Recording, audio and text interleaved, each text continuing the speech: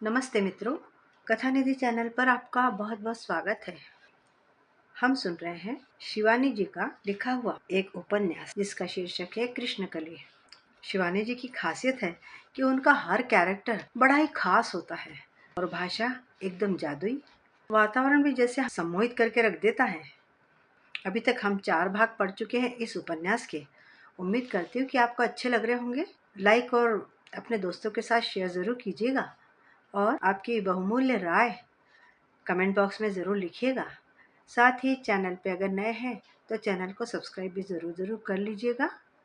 तो चलिए शिवानी जी की जादुई दुनिया में कृष्णकली भाग 5। अब क्या होगा रोजी, कहाँ रहूंगी मैं? चिंता क्यों करती हो पन्ना? सच्चा आनंद केवल सेवाव्रत में है। जब तक मैं हूँ तुम्हें चिंता किस बात की है? पर पन्ना को आज पहली बार अपने दायित्व का भास हुआ था। वह क्या अब अकेली थी? फिर अकेली भी होती तो क्या वह रोजी के साथ कुष्ठाश्रम में रह पाती? क्या वह उस रोजी की भांति महान हो सकती थी जिसे स्वयं अपने हाथों से बीभत्स कुष्ठ रोगियों के हाथ पैरों के व्रण धोते वो कई बार देख चुकी थी।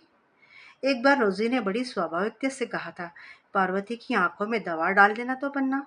और वो बैठी नाक, झड़ी अंगुलियों और पलकहीन उन बड़ी आंखों को देखकर घृणा से निहार उठी थी। बड़ी चेष्टा से उसने बिना पलकों की उन आंखों में दवा डाली थी और घर आकर अंगुलियों को खूब रगड़ रगड़ कर डेटॉल से धोने पर भी उसकी सिहरन गई नहीं थी। आज उसी पार्वती की पुत्री के लिए भोग विलासपूर्ण समस्त सामग्री को स्वेच्छा से ही ठुकरा कर वह चली गई थी। उसे अपने पर किंचित हंसी आ गई। रोजी, उसने कहा, मेरे पास बैंक में 20,000 रुपया पड़ा है। शायद 5-7 हजार का गहना निकल आए। क्या तुम सोचती हो इतने में मैं कली को लिखा पढ़ा कर ठिकाने लगा सकूंगी? अरे अभी बहुत समय है पन्ना, अभी से क्यों घबरा रही हो? रोजी ने उसकी पीठ थपथपाकर एक बार फिर उसे अपने मृदुल आश्वासन में बांध लिया था। रोजी का आश्वासन व्यर्थ नहीं था। वह चतुरा विदेशिनी पहले ही दोनों बहनों के संभावित मनोमालिन्य को सूंघ चुकी थी। पन्ना तो उसकी सूझबूझ देखकर दंग रह गई थी। नैनीताल के सीमांत पर बसी देवदार कोठी को पूरे साल भर का किराया देकर रोजी ने उसके लिए 2 महीने पहले ही बुक कर दिया था। मैं जानती थी एक न एक दिन तुम मेरे पास ही आओगी और फिर अपनी इस सुंदर धरोहर को मैं क्या कुष्ठाश्रम में रखती। इस एकांत में तुम स्वयं चाहने पर ही किसी से मिल सकती हो। उसके लिए भी तुम्हें 1 मील नीचे उतरना होगा। तुम्हारे सबसे निकट रोजविले है। वहाँ मेरे मित्र बिशप लिया रहते हैं। उसके नीचे उस लाल छत वाले बंगले में एक पहाड़ी परिवार रहता है। बड़े भले लोग हैं। मैंने उनसे भी कह दिया है तुम्हें देखती रहेगी मिसेस जोशी। पर मैं यहाँ अकेली कैसे रहूंगी रोजी?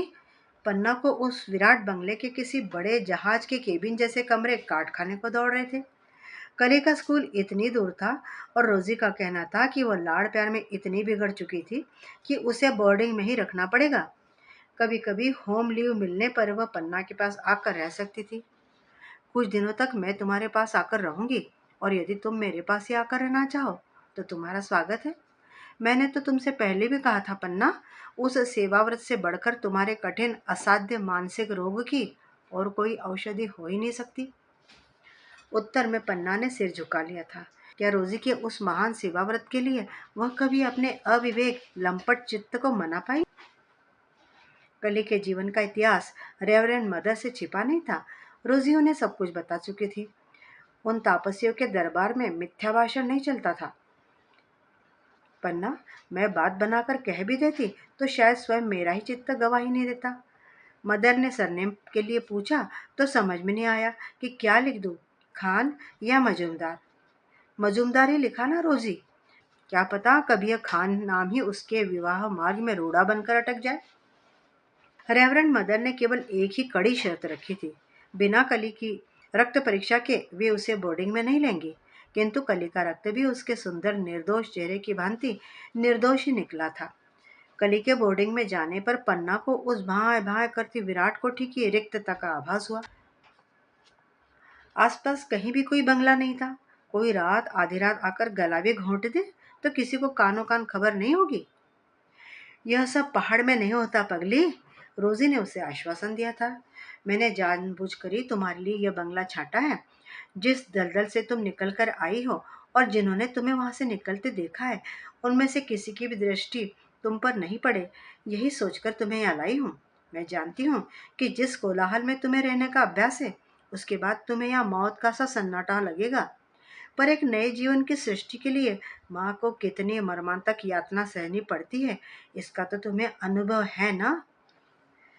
कांच के नीले बटन की सी उस विदेशिनी की स्नेह स्निग्ध नीली आंखों में कैसी अनुभूत वेदना की झलक थी। क्या रोजी ने भी ऐसी वेदना सही होगी? क्या कभी उसने भी किसी निष्ठुर प्रेमी की ठोकर खाकर ही सेवा व्रत की उस निष्ठुर उस क्षुरस्य धारा पर चलना स्वीकार किया होगा? आज तक कभी भी पन्ना ने उसके जीवन के अंतरंग कक्ष का पर्दा उठाकर झांकने की धृष्टता नहीं की थी।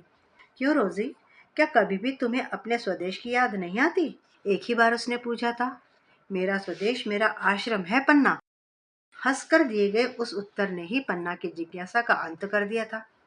जाने से पहले रोजी ने उसे अपने साथ चलने का प्रस्ताव भी दोहराया था। तुम चाहो तो अल्मोड़ा शहर में भी आकर रह सकती हो, पर तुम्हें एक एक कदम फूंक फूंक कर धरना होगा। अब तुम पीली कोठी की पन्नाबाई नहीं, कली की माँ हो। मैं यहीं रहूंगी रोजी। मुझे तो अब लगने लगा है जैसे विधाता ने इस अरण्य स्थित देवदार की सृष्टि ही मेरे लिए की थी।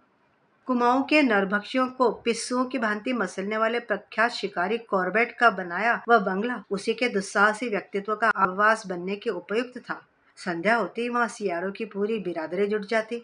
पहाड़ में मोटे अजदहे नहीं होते, यही रोजी सुनती आई थी। पर एक दिन वह पन्ना के साथ टहलने के लिए निकली। रोडीडेंड्रॉन के मोटे तने से लिपटे विकराल पायथन को देखकर थर थर कांपने लगी थी। पेड़ के तने से भी मोटी चिकनी देह को वह पहाड़ की क्षणिक धूप छाह में उलट पलट कर सुखा रहा था। मैं तुम्हें यहाँ नहीं छोड़ सकती पन्ना। बाप रे बाप, लगता है जिम कॉर्बेट अपनी पुस्तक के जीते जागते सब इलस्ट्रेशंस यहीं छोड़ गया है। कोई भी चौकीदार वहां आने को राजी नहीं हुआ था। नहीं मेम साहब, कॉर्बेट साहब के बंगले में तो 5 ही बजे से भालू नाचने लगते हैं। और वैसे डराना तो नहीं चाहिए। बूढ़ा माली रोजी को बंगले का पूरा अभिशप्त इतिहास बता गया था। बंगला भूतहा भी है। एक बार 100 रुपए महीने पर मैं यहाँ की चौकीदारी करने को आया भी था। एक पंजाबी ने यहाँ बंगला खरीदा था।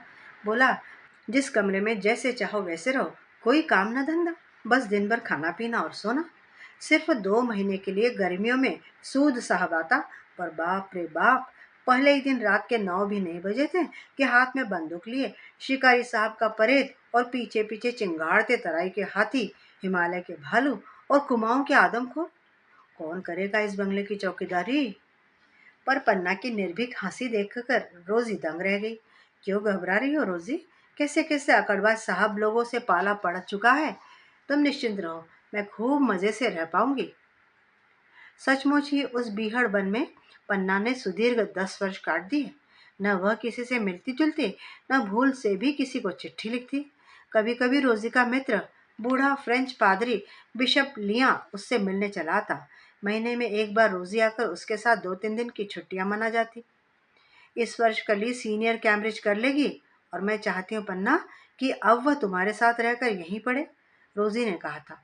वह कली की प्रगति से बहुत संतुष्ट नहीं थी। देखने में असाधारण रूप से सुंदरी होने के गर्व का विष ही शायद उस दम्भी लड़की की रक्त मज्जा में घुल गया था। कुछ ही दिन पहले रेवरेंड मदर ने रोजी को एक लंबी चिट्ठी लिख भेजी थी। यह तुम्हारी वार्ड ना होती तो मैंने इसे कब से हटा दिया होता। लड़की की बनने संवरने में जितनी रुचि है उसकी आधी भी यदि पढ़ने में होती तो यह हमारे कॉन्वेंट का नाम उज्जवल करती। ऐसी प्रखर बुद्धि की छात्रा हमारे कॉन्वेंट में बरसों से नहीं आई। पर इस नन्हे प्रखर मस्तिष्क की कुटिल चाल देखकर मैं सहसा विश्वास ही नहीं कर पाती कि यह भोली वर्जिन मेरी कैसे चेहरे वाली बच्ची ऐसा कैसे कर सकती है। हमसे कहाँ यह त्रुटि हो गई, क्योंकि अपने बचपन से लेकर अपनी किशोरावस्था तक की एक एक सीढ़ी यह हमारी अंगुली पकड़ कर ही चढ़ी है। मुझे लगता है जैसा ही अस्वाभाविक रूप से प्रखर इसका मस्तिष्क है, वैसी ही दैवी सूक्ष्म दृष्टि भी इसे विधाता ने दे दी है। शायद उसी अद्भुत शक्ति से इसने जान लिया है कि इसके जन्म के पीछे कोई रहस्य अवश्य है। जब ये छोटी थी तब बार बार हमसे पूछती थी, मदर, सबके डैडी स्कूल स्पोर्ट्स में आते हैं, हर बार मेरी मम्मी अकेली क्यों आती है? मैं उसे क्या उत्तर दे सकती थी? मैंने तुमसे उसी दिन कहा था रोजी, एक न एक दिन यह प्रश्न यह अवश्य पूछेगी। फिर धीरे धीरे उसने जैसे स्वयं ही उत्तर पा लिया है। एक बात और भी है, मिसेज मजूमदार से उसे सब कुछ मिला। थैला भर चॉकलेट, पुस्तकें, फ्रॉक, गुड़िया और भी बहुत कुछ। पर एक वस्तु उसे तुम्हारी सखी नहीं दे पाई, वो है माँ का प्यार। घर जाने की होम लीव मिलने पर भी वह विचित्र लड़की घर जाना ही नहीं चाहती। अपने जन्म की अनजान उलझी गुत्थी को सुलझाना चाहती है, पर सुलझा नहीं पाती, और वही तनाव इसे अस्वाभाविक रूप से क्रूर, हृदयहीन, विद्रोहिणी बना रहा है। कई बार इसके बक्से से साथ की लड़कियों की घड़ियां बरामद हुई है, लिपस्टिक, रोज, विदेशी परफ्यूम, पता नहीं कहाँ कहाँ से ये जुटा लेती है। मुझे लगता है इस सुंदरी कठपुतली की कमर में बंधे दो धागों में से एक मेरे हाथ में और दूसरा स्वयं विधाता के। चाहने पर भी उसे खींचकर न तुम इसे अनुशासन में बांध सकती हो, और न मैं, और न इसकी माँ।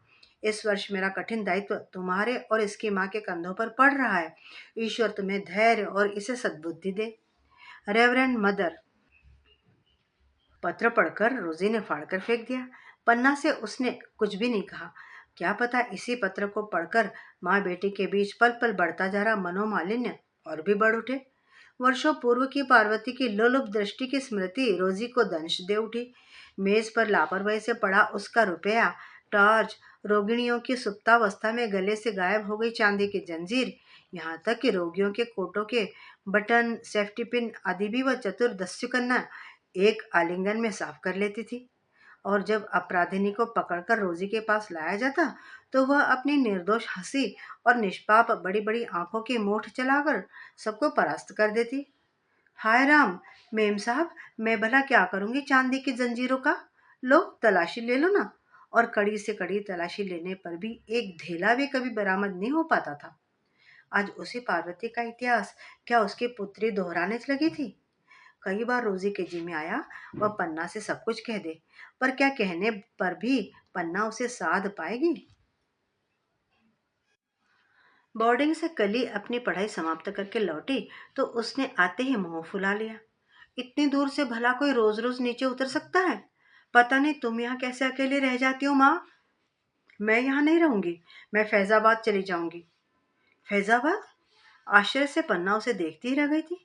वहां कौन है भला? वाह, विवियन के पापा वहाँ के डीएम हैं। खूब मजा आएगा। हम दोनों पापा के साथ दौरे पर जाएंगी। उसके पापा शिकार के भी शौकीन हैं। लिखा है हमें डक शूटिंग के लिए भी ले चलेंगे। पन्ना स्वभाव से ही शांत थी, पर उस उद्दंड किशोरी की मनमानी योजना सुनकर वह बौखला गई। कली, जिस किसी से ऐसे वायदे तुमने कैसे कर लिए? कौन है तुम्हारी यह विवियन, और कौन है उसके पिता? ऐसे अनजान लोगों के बीच मैं तुम्हें क्या कभी भेज सकती हूँ? अच्छा माँ, विवियन के पिता कौन है यह तो तुम नहीं जानती, पर मेरे पिता कौन है तुम यह भी क्या नहीं जानती? सामने कुर्सी पर बैठी वह अबाध उद्दंड किशोरी दोनों पैर कुर्सी पर खींचकर दुष्टता से मुस्कुराने लगी। पन्ना का चेहरा सफेद पड़ गया। क्या किसी ने कुछ कह दिया था इस छोकरी से? पर कहेगा कौन? उसके जीवन का रहस्य केवल चार ही प्राणियों तक सीमित था। रोजी, स्वयं वह, रेवरेंड मदर और रोजी की बहन मदर ओनिला। उन चारों में से कोई भी उस रहस्य को प्राण रहते उद्घाटित नहीं होने देगी। तब कली, क्या तुमने स्कूल में यही सब सीखा है? गुरुजनों से कैसे बोलते हैं, यह क्या अब तक नहीं सीख सकी तुम? पहले मेरे प्रश्न का उत्तर दो माँ। आज मैं बिना सुने नहीं उठूंगी। रोजी आंटी से पूछना व्यर्थ है। बड़ी घुन्नी है बुढ़िया। साथ की लड़कियों के एल्बम देखती हूँ तो जल भुन कर रह जाती हूँ मैं। एक एक पेज पर उनके माँ बाप जड़े हैं, और तुम्हारे कमरे में तो आज तक मैंने अपने अभागे बाप की एक भी तस्वीर नहीं देखी। कृष्णकली मजूमदार, नाम तो तुमने इतना सुंदर रख दिया माँ, पर यह मुझे मजूमदार बनाने वाला आखिर है कौन? कली। पन्ना ने बड़े साहस से उसकी बड़ी बड़ी विद्रोही आंखों की ओर अपनी गंभीर दृष्टि निबद्ध कर दी। तुम्हारे नाम के पीछे कोई मरीचिका नहीं है। तुम्हारे पिता से मेरी नहीं बनी, और हम दोनों अलग हो गए। वह अब कहाँ है, क्या करते हैं, मैं कुछ नहीं जानती। तुम आज तक बोर्डिंग में थी, इसी से न कभी यह प्रसंग उठा और न उठाया गया। पर कली, सच कहना बेटी, क्या मैंने कभी तुम्हें पिता का अभाव खटकने दिया है? कौन सी ऐसी चीज है जो तुमने मांगी और मैंने नहीं दी? स्वयं तुम्हारी रेवरेंड मदर कहती थी, मिसेस मजूमदार, इतना दे देकर लड़की को आप बिगाड़ रही हैं। तुम्हारे प्रत्येक जन्मदिन पर क्या 10-10 पाउंड का केक बनाकर नहीं भेजा है मैंने? तुमने घड़ी मांगी, मैंने अपनी घड़ी खोलकर तत्काल तुम्हें भिजवा दी, फिर भी तुम बराबर बड़बड़ाते ही रही। कुर्सी पर बैठी अपने दोनों सुडौल पैर हिलाती कली दुष्टता से मुस्कुरा उठी।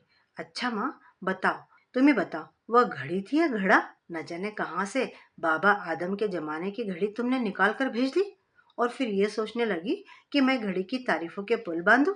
यह कली से कभी नहीं होने का। मैं पिछली बार मदर से मिलने गई तो मुझे लगा वे तुम्हारे स्वभाव से कुछ रुष्ट हैं। कहने लगी, मिसेस मजूमदार, आपकी लड़की बड़ी डिफाइंट होती जा रही है। अच्छा, ऐसा कहा मदर ने? कली की शोक आंखों में फिर विद्रोह की तरंगे नाचने लगी। यह कोई दुर्गुण है क्या माँ? मदर क्या चाहती है कि मैं चुपचाप उनकी धमकियों को सहती रहूं? छोड़ो भी माँ, क्यों इस सड़ेल बंगले की मनहूसियत बढ़ा रही हो? सोच रही हूँ क्यों न थोड़ा घूम घाम लिया जाए। वह निर्लज्जता से हंसकर शरीर से चिपकी जीन्स के ऊपर स्पोर्ट्स शर्ट की सिलवटें हाथ से ठीक करके सर्र से बाहर। कहाँ जा रही है, कब लौटेगी, कुछ भी पूछना व्यर्थ था। पन्ना खिड़की पर खड़ी खड़ी उसे देखते रहे। नीली जीन्स और ग्रे शर्ट में वह नितांत बालिका सी दिखती उदंड कली, उसको क्या वह किसी अंकुश से साध पाएगी? अभी तो वह 17 की भी पूरी नहीं हुई थी। ऐसे जंगली स्वभाव को एक ही व्यक्ति के अनुशासन का कड़ा चाबुक साध सकता था। बड़ी दी, काश आज बड़ी दी के सम्मुख वह इसे हाथ पैर बांध कर डाल सकती। एक ही गरज से बड़ी दी उसका नशा हिरन कर देती। पर उसका छूटे गांव से अब रिश्ता ही क्या रह गया था। कई बार जी में आता, हाथ झाड़ ले इस छोकरी से, चली जाए जहां उसे जाना है। अब बैंक की धनराशि भी दिन प्रतिदिन क्षीण होती चली जा रही थी। रामगढ़ के एक विदेशी परिवार ने उसे अपने साथ अरविंद आश्रम ले चलने का वायदा किया था। कई दिनों से जी में आ रहा था कि यह बंगला छोड़ छाड़ कर वहीं चली जाए। पर फिर कली का क्या होगा? जैसे जैसे वह लड़की बड़ी हो रही थी, माँ के प्रति उसका अविश्वास बढ़ता जा रहा था। कितनी गोरी थी उसकी माँ, एकदम अंग्रेज। नीली आंखें, सुनहले बाल और लाल होठ। उसकी सूरत तो माँ से एकदम ही नहीं मिलती। तब क्या वह अपने पिता पर पड़ी थी? माँ, तुम तो इतनी गोरी हो, फिर मैं सांवली कैसे हुई?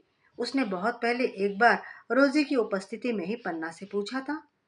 सांवली होने पर भी क्या तुम अपनी माँ से सुंदर नहीं हो? रोजी आंटी ने माँ को उत्तर ही नहीं देने दिया था। रोजी आंटी को वह वैसे भी फूटी आंखों नहीं देख सकती थी। जब जब बुढ़िया आती, माँ को कुछ न कुछ पट्टी पड़ा जाती।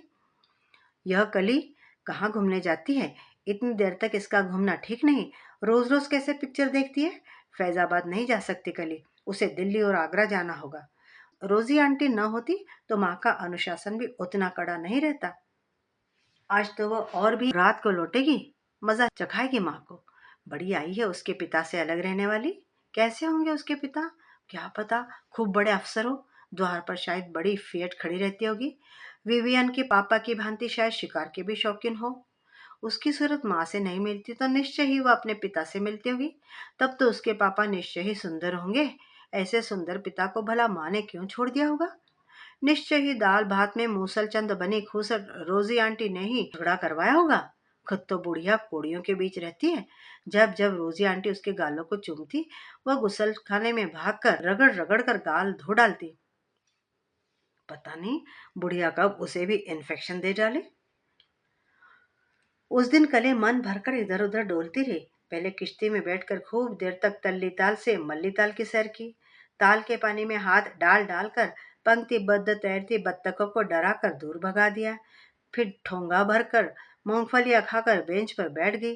अंधेरा घिर आया तो वह घोड़ा लेकर घर को चली। घर पहुंचते पहुंचते रात के 9 बज गए थे। चिंतातुर पन्ना बरामदे में खड़ी थी। कली कितनी रात कर दी बेटी? अभी 3 दिन पहले माली की बंदी गाय को खूंटे से खोलकर आदमखोर खींच ले गया। तुम भूल जाती हो माँ, मैं किसी खूंटे से नहीं बंधी हूँ। मुझे खाने वाला आदमखोर अभी पैदा नहीं हुआ। कहकर वह धड़धड़ाती हुई अपने कमरे में चली गई थी। खाना नहीं खाओगी कली? नहीं, मुझे भूख नहीं है। फ्लैट जाने पर मैं क्या आज तक कभी बिना चाट खाए लौटी हूँ? पन्ना ने खाना ढककर रख दिया और खुद भूखी सो गई। जिस अनाथ बालिका को अपने स्नेहपूर्ण वात्सल्य से वह एक दिन अपना बनाकर अपने अभिशप्त जीवन की समस्त व्याख्या को भूलने का स्वप्न देखती थी, उसकी मृग तृष्णा अब उसे और नहीं छल सकती थी। पराय रक्त मांस से बनी देह भी सदा पराई रहती है, यह कटु सत्य उसे अब कंठ तले घुटकना ही होगा। प्रकृति से विरोध संभव है, पर उसे संपूर्ण रूप से पराजित नहीं किया जा सकता। कली यदि उसकी सगी बेटी होती तो क्या ऐसे हृदयहीनता से कमरा बंद करके अकेली सो जाती? क्या उसके घर रहने पर पन्ना कभी अकेली खाने की मेज पर बैठी है? कली उद्दंड थी। वाणी सेन के प्रारंभिक लाड़ दुलार ने उसे बचपन से ही सिर चढ़ा लिया था, पर ऐसी रूखी तो वह नहीं थी। ये उम्र ही ऐसी होती है पन्ना, वह स्वयं ठीक हो जाएगी, रोजी कहती रहती। पर पन्ना उसके लाख समझाने पर भी आश्वस्त नहीं हो पा रही थी। उस रात पन्ना बेचैन होकर करवटें बदलती रही। कैसी मूर्खता कर बैठी थी वह। उसी दिन झाड़ कर क्यों नहीं लौट आई? उस एकांत बंगले में उसके विस्मृत प्रेमी की स्मृति उसे रह रह कर दग्ध कर उठती थी। विद्युत रंजन अब मिनिस्टर ही नहीं, लक्षाधिपति भी बन गया था, यह वह अखबारों में पढ़ती रहती थी। कैसे अब विरोधी दल के सदस्य उसके देश सेवा के नाम पर कमाई गई अटूट धनराशि पर थोड़ी थोड़ी करते विधानसभा में प्रश्नों की बमबारी से उसके धज्जियां उड़ा रहे थे। पन्ना पढ़ पढ़कर मन ही मन चिंतित भी हो उठती थी। अब तक वह अपनी सरकार को टैक्स न देकर छल कपट की चकर घिन्नियां खिलाता गया था, पर अब विरोधी पक्ष का पाया मजबूत होकर उसकी छाती में धंसा जा रहा था। जिस खद्दर की टोपी ने उसे कभी बिना ताज का बादशाह बना दिया था, वही अब पत्थर की शिला बनी उसे धरातल में धंसा रही थी। पन्ना अखबार का एक एक पन्ना चाट लेती थी, जिसे वह अपने सुखों के क्षणों में नहीं सुमर सका। उस पन्ना को वह क्या अपने दुर्भाग्य के क्षणों में कभी याद करता होगा? क्या पीली कोठी में बिताए गए भावभीने रंगीन दिवसों की स्मृति उसे भी कभी विह्वल करती होगी? पर पन्ना जितनी अच्छी तरह उस व्यक्ति को जानती थी, शायद स्वयं उसकी पत्नी भी उसे उस अंतरंगता से नहीं जानती होगी। दुर्भाग्य को वह व्यक्ति पूरी शक्ति से पीछे ढकेल सकता था। आज यह कली न होती तो शायद एक बार फिर उस मोहक व्यक्तित्व के मोहपाश में वह बंध गई होती। और वह भी क्या उसे एक बार देखने लेने पर सहज में छोड़ पाता? इतने वर्षों में भी पन्ना 19 से 20 भर ही बदली थी। जिन चिकने घने बालों को वो यत्न से पंक्तियां बना बनाकर कर्लिंग पिंस में दबा कर रखती थी, अब उनमें स्वयं ही स्वाभाविक पंक्तियां बनाई थी। गौर वर्णी को पहाड़ के एकांतवास ने और भी निखार दिया था। नीली आंखों में गहरे विषाद की रेखा उभर आई थी। वह कभी नीचे घूमने उतरती तो लोग मुड़ मुड़ कर देखने लगते, लगता कोई मेम ही साड़ी पहनकर घूम रही है। कभी कभी पन्ना के जी में आता वह कली को कह दे कि उसका पिता फला मंत्री है, और फिर क्या वह कली को नहीं जानती? गर्दन पर सवार होकर वह पिता का सारा मंत्रीपना निकाल देगी। पर क्या वह स्वयं ऐसा कर सकती थी? बड़ी रात तक पन्ना सो नहीं पाई। सुबह आंखें खुली तो दिन चढ़ा आया था। वो हड़बड़ा कर उठी। कली को बेटी का अभ्यास था। वही मेज पर स्टोव धरा रहता, एक प्याला चाय बनाकर पन्ना नित्य उसके सिरहाने धराती थी। आज वह गई तो कमरे में कोई नहीं था। मेज पर धरा बेड लैंप वह शायद जानबूझकर ही जलता छोड़ गई थी, जिससे माँ की दृष्टि उससे दबे पत्र पर पड़ सके। कली के गोल गोल अक्षरों में लिखी चिट पन्ना ने उठा ली। माँ, मैं दिन भर के लिए नीचे जा रही हूँ। मुझे मेरी एक दोस्त ने लंच पर बुलाया है। तुम सो रही थी। फिर कल रात भी मैं बड़ी देर तक तुम्हारे कमरे की जलती बत्ती देखती रही थी। मैंने इसी से तुम्हें नहीं जगाया। मैं रात तक लौटूंगी। कली। कली को घर आए 1 महीना हो चला था, और इस बीच उसके ऐसे नित्य के निरर्थक आदेश पढ़कर निःशब्द ग्रहण करने की पन्ना भी अभ्यस्त हो चुकी थी। अकेले खाना खाकर वो बरामदे में कुर्सी डालकर अखबार पढ़ने लगी। महीने का आखिरी शनिवार था। दोपहर की बस से रोजी भी आती होगी, और वो उसके आने पर आज कलीस के उद्दंड स्वतंत्रता प्रेमी स्वभाव के विषय में सब कुछ कह देने वाली थी। यह भी अच्छा है कि कली स्वयं ही दिन भर के लिए बाहर चली गई है। उस चतुरा छोकरी का क्या कुछ ठिकाना रहता था? कब किस दीवार से लगी बातें सुन रही है, पता नहीं चलता था। अचानक अखबार पढ़ते हुए पन्ना का चेहरा फक पड़ गया। नहीं नहीं, इस नाम का क्या कोई अन्य व्यक्ति भी हो सकता है? उसने कई बार पढ़ा। जितनी बार वह पढ़ती उतनी बार उस व्यक्ति का सुदर्शन चेहरा जिससे हंसता मुस्कुराता सामने आ जाता। हाँ जी हाँ, मैं ही हूँ। और कौन ठहर सकता है यहाँ भला? आकर देख लो ना। राजभवन के सम्मानित अतिथियों की सूची में प्रथम 2 नाम तीखे भालों की भांति पन्ना के हृदय में धंस गए। श्री एवं श्रीमती विद्युत रंजन मजूमदार। आज वह इतने वर्षों का प्रतिशोध ले सकती थी। कली का हाथ पकड़कर वह आज राज्यपाल के दरबार में अपनी 17 वर्ष पुरानी फरियाद की फाइल खोलकर रख देगी। लो संभालो अपनी धरोहर। रोज ये मुझसे पूछती थी, मेरा पिता कौन है माँ? आज ईश्वर ने स्वयं ही तुम्हें यहाँ भेज दिया है। कैसा चेहरा बनेगा दोनों का? 4 बजे तक कली आएगी। क्यों ना उसके आने से पहले ही वह एक बार रंजन से फोन पर ही बातें कर ले। उत्तेजना से पन्ना का सर्वांग कांप रहा था। फोन पर बातें करने में तो कोई दोष नहीं था। बंगले में था ही कौन जो उसकी बातें सुन सकता था। हेलो। उसने अपने उत्तेजित कंठ स्वर को यथाशक्ति संयत करने की चेष्टा की, फिर भी उसकी आवाज कांप ही गई। मैं क्या विद्युत रंजन मजूमदार से बात कर सकती हूँ? मृदुभाषी एडीसी ने उसका नाम पूछा तो वह क्षण भर को चुप रह गई। फिर हंसकर बोली, आप कहिएगा, उनसे एक महिला कुछ पूछना चाहती है। बड़ी देर तक फोन का चोंगा हाथ में लिए पन्ना खड़ी रही। फिर उसने कुर्सी खींच ली और बैठकर पसीना पोंछने लगी। ओह, बिना देखे उसका यह हाल था। कहीं रंजन और वह आमने सामने खड़े होते तो शायद मूर्छित पन्ना धरा पर ही लौटती नजर आती। हेलो। हेलो। फोन में वर्षों पुराना परिचित स्वर उसी नम्रता से गूंज उठा। पन्ना का गला घुट गया। वह चाहने पर भी 2-3 बार पुनरावृत्ति की गई हेलो का उत्तर ही नहीं दे पाई। मैं बोल रहा हूँ, विद्युत रंजन मजूमदार। कहिए, क्या कहना है? मैं कहते हुए पन्ना की आंखें बरसने लगी, हाथ कांप रहे थे। लगा फोन अब गिरा के तब गिरा। जी, मैंने पहचाना नहीं, आप कौन है? मैं पन्ना हूँ। और उत्तर के साथ ही एक दबी सिसकी सुनने वाले के कानों तक पहुंच गई। अब उसकी बारी थी। कुछ क्षणों तक वह भी शायद अपनी सारी राजनीतिक प्रगल्भता भूल कर रह गया।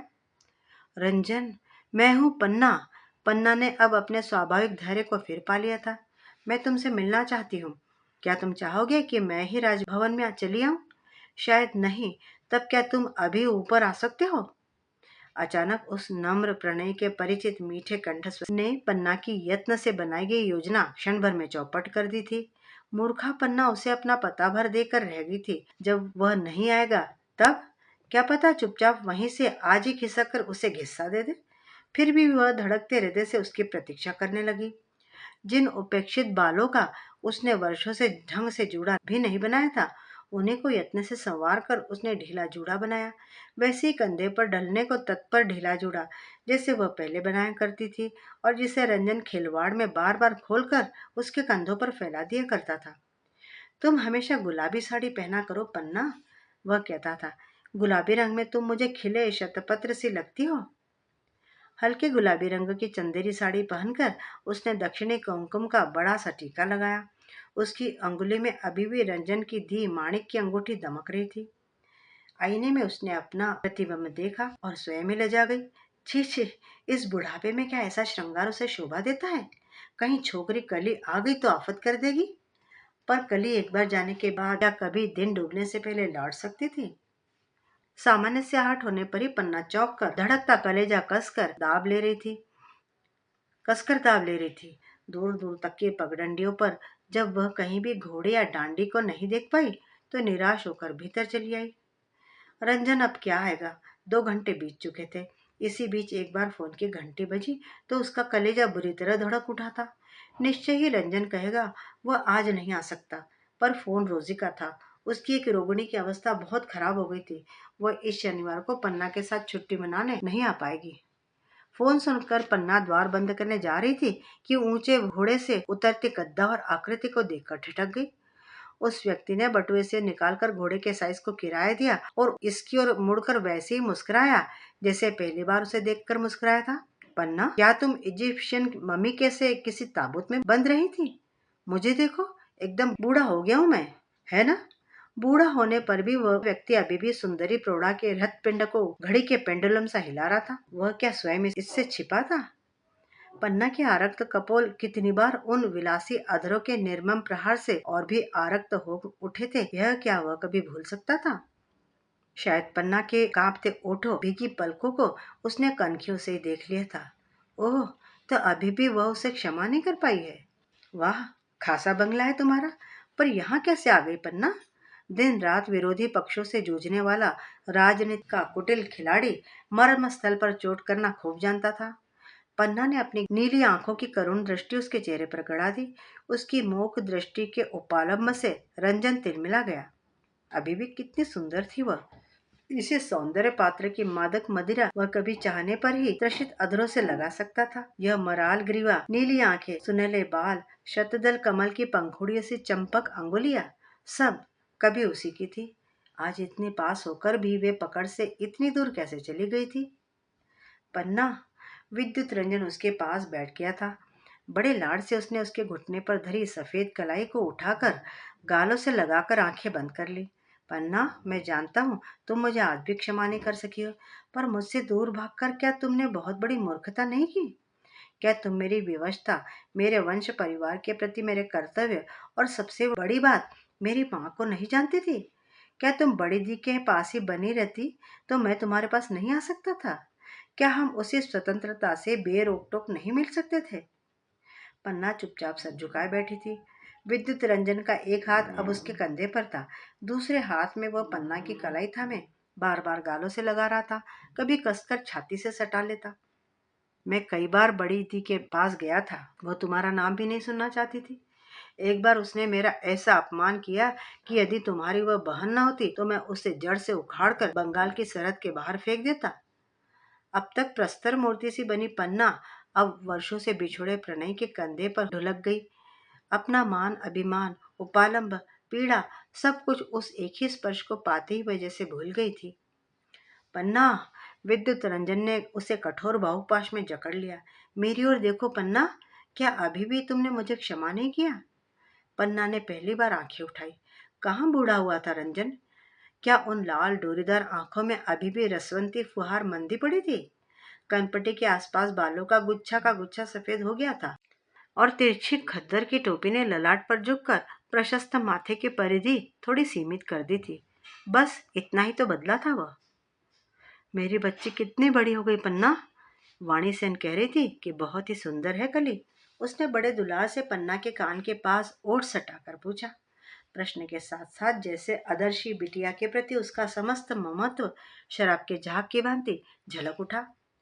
मैंने उस संतान को निर्ममता से त्याग दिया और उसकी सजा भी मुझे मिल चुकी है, कहते हुए विद्युत रंजन का गला भर्रा गया। क्षण भर वह कंठ के गह्वर को घुटकता रहा, फिर बोला, मेरी दोनों बेटियों को उसने 7 महीने के भीतर ही भीतर छीन लिया। मुनिया प्रथव प्रसव में जाती रही, चुनिया खाना बना रही थी, स्टोव फट गया, झुलसी देह को न मैं पहचान सका और न उसकी माँ ही। पन्ना उसके पार्श्व में गूंगी बनी बैठी थी। जब वाणी सेन ने कहा कि तुम कली को लेकर कहीं चली गई हो और अपना कोई अता पता भी नहीं छोड़ गई हो, तो भी मैं तुम्हें ढूंढता रहा। वाणी से ही पता लेकर उस मेम को 2-3 चिट्ठियां लिखी जो अल्मोड़ा के किसी कुष्ठाश्रम में थी और जिसके साथ ही तुम पीली कोठी छोड़कर गई थी। पर पता शायद ठीक नहीं था, किसी भी चिट्ठी का उत्तर नहीं आया। मैं चाहता था तुम्हें प्रत्येक माह कुछ रुपया भेज दूंगा, पर चारा ही क्या था? पन्ना, क्या कली अभी भी बोर्डिंग स्कूल में ही रहती है? नहीं, कहीं घूमने गई है, आती होगी। रूखे उत्तर से भी विद्युत रंजन ने हार नहीं मानी। क्या वह अपनी माँ से सुंदर या पिता से तेजस्वी? विद्युत रंजन ने सामान्य से रसिकता की चुटकी लेकर अस्वाभाविक रूप से तनी रूठी प्रेयसी को गुदगुदाने की चेष्टा की। यही तो दुख है रंजन। एक लंबी सांस खींचकर पन्ना बोली, न वह तुमसी है न मुझसी। चलो भीतर के कमरे में चले। पता नहीं कली कब आंधी की तरह आकर हम दोनों को उड़ाकर दूर पटक दे। इतने वर्षों से जो तूफान मेरे तन मन को विक्षिप्त कर रहा है, वह आज तुम्हें भी दिखा दो। अपने बेडरूम में विद्युत रंजन को ले जाकर पन्ना ने हाथ पकड़कर उसे पलंग पर बिठा दिया। आज कितने वर्षों बाद मेरे पलंग पर बैठे हो, ठीक से बैठो ना। अजी वाह, दोनों पैर क्या ऐसे ही लटकाए बैठे रहोगे? निश्चिंत होकर बैठो। तुम्हारे जाने के बाद कोई इस पर नहीं बैठा रंजन, इसी से कह रही हूँ, निश्चिंत होकर बैठो। मेरा पेशा तुम्हारे साथ ही मुझे छोड़कर चला गया था। झुककर पन्ना ने उसी भांति उसके जूते खोले, आंचल से दोनों लंबे पैर पोंछे और तकिया उठाकर पीठ के पीछे लगा दिया। कुछ भी नहीं भूली हूँ, देखा? एक बार वह पुनः इठलाती चतुरा वारवधु बन गई थी। पन्ना, मत्त प्रणय ने उसे हाथ पकड़कर अपने पास खींचना चाहा, पर वह परिचित कटाक्ष से उसे बींद पैरों के पास बैठ गई। अभी नहीं, पहले तुम्हें मेरी पूरी कहानी सुननी होगी। फिर पन्ना सब कुछ कह गई। उस अरण्य स्थित भूतय देवदार में बिताए गए लंबे 11 वर्ष, उद्दंड कली के अभिशप्त जीवन का पूरा इतिहास, अब्दुल्ला, पार्वती, रोजी, अल्मोड़ा प्रवास, आधी रात को उसकी गोदी में डाल दी गई कली बड़ी दी की स्वार्थपरता, एक एक बात वह कहती गई और स्तब्ध विद्युत रंजन सुनता रहा। आज वही अकृतज्ञ मुझे दूध की मक्खी सा निकाल कर दूर फेंक रही है। बार बार अविश्वास से पूछती है, मेरे पिता कौन है? एक बार जी में आता है साफ साफ कह दो, छोकरी अपने को हूर समझती इटलाती फिरती है। तेरा पिता है कोड़ी और माँ है कोडिन। जाने किन गलियों में भीख मांगते फिर रहे होंगे। क्या पता यहीं नैना देवी के मंदिर के बाहर बैठी कोड़ियों के पंगत में ही तुझे तेरा पिता अंगुलियों के डंट चमकाता मिल जाए, या नंदा देवी के मेले में कोड़ियों की भीड़ में तुझे तेरी अंधी माँ ही दिख जाए। रोजी बता रही थी कि अभागिनी को रोग ने पंगु ही नहीं अंधी भी बना दिया है। एक दिन रोजी के बक्स का ही सफाया कर लंपट भाग गई और फिर नहीं लौटी। कैसी मूर्खता कर बैठी हूं मैं। ऐसे माता पिता की इस दुर्दमनीय संतान को मैं क्या कभी सुधार पाऊंगी? चिंता मत करो माँ, तुम्हें नहीं सुधारना होगा। हाथ का बटुआ झुलाती कृष्णकली द्वार पर खड़ी थी। अधलेटा विद्युत रंजन हड़बड़ाकर उठ बैठा। पन्ना का चेहरा फक पड़ गया। यह कहाँ से आ गई? इतनी जल्दी तो वह कभी लौटती नहीं थी। वाह वाह, अच्छा किया मैंने जो बिना पिक्चर देखे लौट आई, नहीं तो आज अपने घर में ही चल रही इस इंटरेस्टिंग मैटिनी को मिस कर जाती। वह हंसती हाथ का बटुआ मेज पर पटक कर धम्म से कुर्सी पर बैठ गई। कली को सहसा द्वार पर आविर्भूत देख दोनों संभल कर बैठ गए थे, पर रंजन हड़बड़ी में पन्ना की कलाई छोड़ना भूल गया था। उसकी मजबूत पकड़ में पन्ना की कलाई कांप उठी और उस मुंहफट छोकरी का दुस्साहस देखकर रंजन और भी बौखला गया। क्यों बेटी, क्या तुम अपनी माँ से हमेशा ऐसी बोलती हो? मेरी माँ? बंगला की एक कहावत है, सुनी नहीं क्या आपने? सात कांड रामायण पढ़े सीता कार बाप। किसी ने सात कांड रामायण पढ़कर पूछा था कि सीता किसका बाप है? वही हाल आपका भी है। इतनी बढ़िया रामायण बाची गई और आप पूछते हैं कि क्या मैं माँ से ऐसे ही बोलती हूँ? माँ मेरी है ही कहाँ मोशाई। बचपन में वाणी सेन से सीखी बंगला कली अभी भी नहीं भूली थी। फिर कॉन्वेंट में भी दो तीन बंगाली सखियां जुड़ गई थी, इसी से उसकी बंगला अभी भी जंग नहीं खा पाई थी। अब आप लोग इतने सालों से मिले, दाल भात में मूसरचंद नहीं बनूंगी, चल दिया जाए। वह फिर उसी बेहयाई से हंस कर उठ गई। अब देरी नहीं करूंगी, थोड़े बहुत कपड़े रख रही हूँ माँ, तलाशी लोगी क्या अपनी बड़ी दी की तरह? पन्ना ने आहत दृष्टि से रंजन की ओर देखा, जैसे कह रही हो, देख रही हो ना, यह मुझे रोज ऐसे ही जलाती है। रंजन को उस उद्दंड छोकरी की अभद्रता असह्य होती। यह स्वयं अपने बच्चों को सदा बड़े कड़े अनुशासन में साधता चला आया था। उसकी एक ही गर्जना से दाढ़ी मूछ निकल आने पर भी जवान लड़के सहम कर रह जाते थे। जाना है तो चली क्यों नहीं जाती? उसका चेहरा तमतमा उठा। क्या जन्म से अब तक जला जलाकर उसे तुमने अधमरी नहीं बना दिया है? वाह! कली ने बटुआ उठाकर कंधे पर लटका लिया। मुझे लगता है आप मंत्री से अधिक किसी बम्बैया फिल्म में फिल्मी पिता के रूप में चमकते। वैसे मैं आपसे बहुत छोटी हूँ और सच पूछिए तो 2 घंटे पहले तक आपकी पुत्री ही थी। पर क्यों नहीं आप दोनों सचमुच किसी फिल्मी माता पिता की भूमिका निभाने बम्बई चले जाते? मैं स्वयं उसी लाइन में जाने की सोच रही हूँ, पर अभागे माँ बाप का रोग पता नहीं कब गर्दन दबोच ले। अच्छा, सो लॉन्ग माँ, थैंक्स फॉर एवरीथिंग। और मंत्रीवर, वह अपनी पतली कमर को बेत से लचीले धनुष से मोड़ती दोहरी हो गई। Thanks for giving me your surname Krishnakali Majumdar ही आपने बना दिया है, तो क्यों ना स्वदेश की ओर चल दूं? वह अपना सुडोर पृष्ठभाग लयबद्ध ताल में साधती कमरे से बाहर हो गई। पन्ना ने उठकर शायद उसके पीछे जाने की चेष्टा की, पर रंजन ने उसे खींचकर बिठा दिया। जाने दो, वह फुसफुसाया, स्वयं ही फोड़ा फूट रहा है तो उसमें चीरा लगाकर क्या करोगी? जब सब सुन ही चुकी है तो अब उसका तुम्हारे साथ रहना ठीक नहीं है। तुमने उसके लिए जितना किया है और कोई नहीं कर सकता। तुम अपना कर्तव्य पूरा कर चुकी हो, अब मेरी बारी है। मित्रों, अभी आप सुन रहे थे शिवानी द्वारा लिखित उपन्यास कृष्णकली, इसका 5वां भाग। उम्मीद करती हूँ कि आपको कहानी बड़ी रोचक लग रही होगी। मित्रों से शेयर ज़रूर कीजिएगा और पसंद आए तो लाइक भी कीजिएगा। आपके कमेंट्स मेरे लिए बड़े मूल्यवान रहते हैं, ज़रूर कीजिएगा। और चैनल पर नए हैं तो चैनल को सब्सक्राइब भी ज़रूर कर लीजिएगा। वाचन सुनने के लिए बहुत बहुत धन्यवाद। आपका दिन शुभ हो।